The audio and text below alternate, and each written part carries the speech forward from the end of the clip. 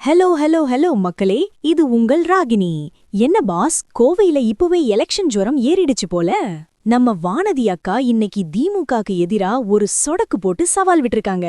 நான் செஞ்ச வேலைய பாருங்க, முடிஞ்சா ஜெயிச்சு காட்டுங்கன்னு அவங்க பேசுனது இப்போ கொங்கு மண்டலத்தையே குலுக்கியிருக்கு. இதோ அந்த 7 ஜொலிக்கும் தகவல்கள். 1.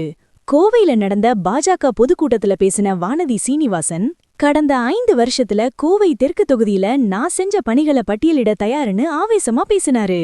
2. திமுக அரசு கோவைக்கு எதையுமே பண்ணல, ஆனா மத்திய அரசு மூலமா ஸ்மார்ட் சிட்டி முதல் எய்ம்ஸ் வரை எல்லாத்தையும் கொண்டு வந்தது நாங்கதான்னு ஒரு போடு போட்டிருக்காங்க. 3.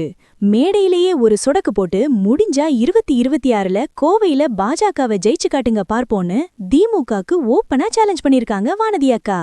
4. கமல்ஹாசனை ஓடவிட்ட தொகுதி இது, இப்போ திமுகவையும் அதே மாதிரி வீட்டுக்கு அனுப்ப கோவை மக்கள் தயாரா இருக்காங்கன்னு பழைய வெற்றியை நினைவுபடுத்தினாரு. 5. குறிப்பாக கோவை சாலைகளோட மோசமான நிலைமைய சுட்டிக்காட்டி, விளம்பரம் பண்றதுல இருக்கிற ஆர்வம் வேலைய முடிக்கிறதுல இல்லன்னு திமுக அமைச்சர்களை வறுத்தெடுத்திருக்காரு. 6. எத்தனை அமைச்சர்கள் கோவைக்கு வந்து முகாமிட்டாலும் தாமரை இங்க மலர்றத யாராலையும் தடுக்க முடியாதுன்னு செம்ம கெத்தா ஒரு பஞ்ச் கெடுத்திருக்காரு. 7. தவையை விஜய் ஒரு பக்கம் புதிய வாக்காளர்களை குறிவைக்கிற நேரத்துல வானதி அக்காவோட இந்த நேரடி மோதல் 2026ல கோவைய ஒரு போர்க்களமா மாற்றப் போகுது பாஸ். கண்ணா, சொடக்கு போடுறது சுலபம், ஆனா அதுல இருக்கிற சத்தத்தை ஓட்டா மாற்றுறதுதான் அரசியல் சாணக்கியத்தனம்.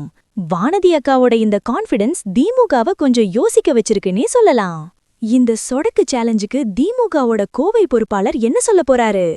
2026ல இந்த கோவை அரசியலுக்கு மக்கள் ஒரு பெரிய விசில் அடிக்க போறாங்க பாரு. It's a bold queen versus the ruling machine boss. Vanathi அக்காவோட இந்த சவாலுக்கு திமுகவோட ரியாக்ஷன் என்ன? கோவை தெற்குல மீண்டும் கமல் போட்டிடுவாரா? எல்லா எக்ஸ்க்ளூசிவ் பொலிட்டிக்கல் அப்டேட்ஸுக்கும் ஸ்டே டியூன்ட் வித் பிராண்டி செய்திகள். Stay tuned. உண்மைய லவுடா சொல்லுவோம், குயிக்கா சொல்லுவோம். This is Ragini signing off. Keep watching. Bye bye.